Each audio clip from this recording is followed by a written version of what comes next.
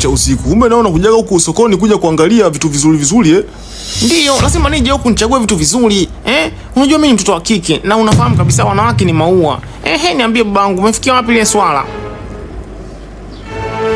Ndio kitu ambacho haswa kimenileta hapa. Manake unajua cha usiku.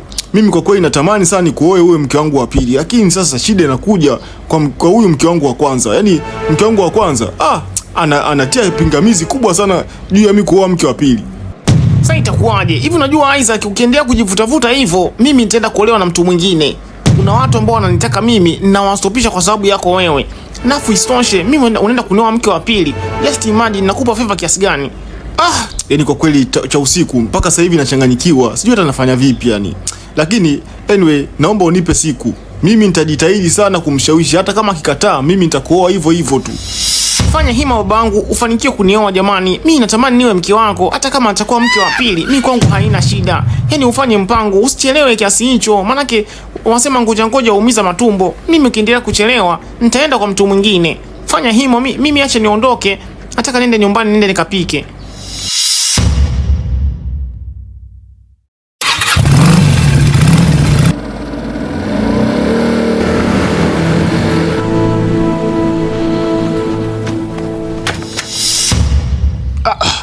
Mbona kuko kimya hivi jamani? Mke wangu amekwenda wapi tena?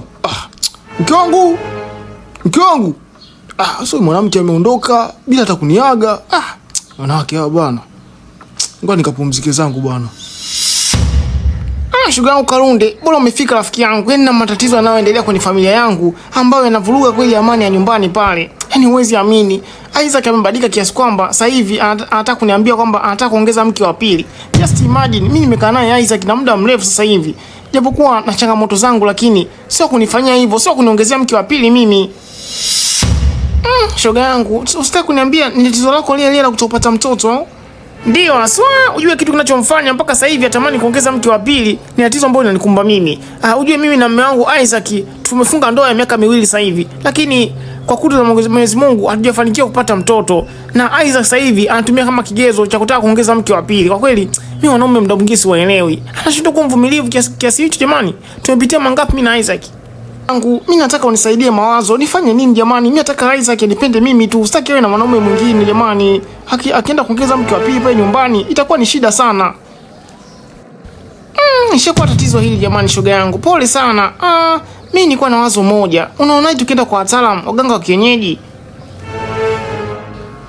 Waganga wa kienyeji, sijawahi kwenda kwa waganga wa kienyeji kabisa maisha yangu yote. Yaani, unadhani itakuwa ni suluhisho kwa tatizo langu hili? Ndio haswa shoga yangu ninavyokuambia. Yaani kuna waganga ambao ni wataalamu, ukienda pale, huyo mume wako anafungwa akili. Unamfunga akili mume wako, anakuwa anakwaza wewe tu muda wote. Anakuwa wazi mtu mwingine. Yaani kama ni mapenzi, anakuwa anakupa wewe tu. Anakuwa hata kama ni pesa ni nini, anakuwa anakuzingatia wewe. Huyo mke mwingine hata kama akiwa naye, anakuwa kama kivuli tu, lakini mtu anayekuzingatia ni wewe.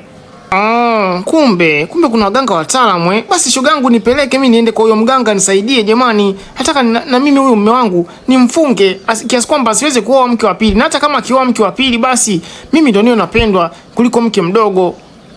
Basi sawa shoga, naweza nikakupeleka muda wote. Ukitaka tarehe unaweza nikakupeleka. Huyo mganga yuko kijiji cha pili tu hapo. Kumbe yuko kijiji jirani. Sasa shoga yangu tunasubiria nini? Tuondoke sasa hivi. Mimi nataka tuwahi sasa hivi jamani. Kila kitu nikamilishe leo. Sasa kulaza damu leo.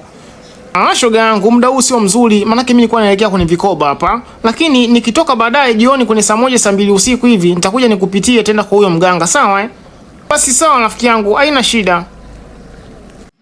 Cha usiku mjukuu wangu, mbona umechelewa sana kuleta mzigo niliokuagiza? Umekaa muda mrefu sana sokoni. Ulipita sehemu gani tena mjukuu wangu?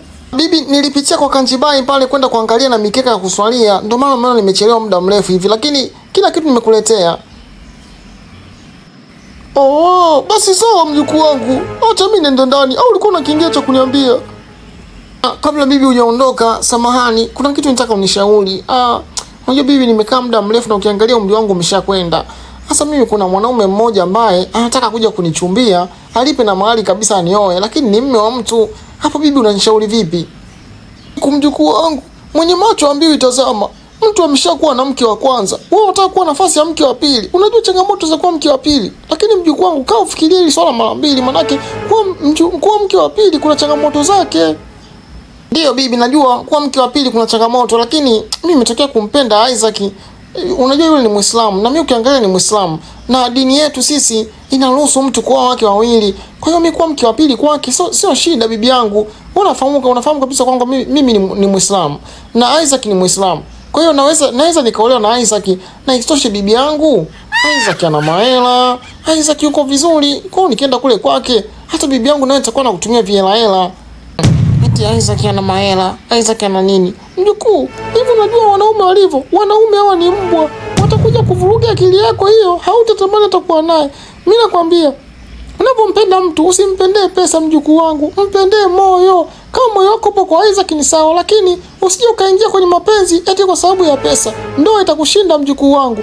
Mimi nakupa ushauri wa bure tu.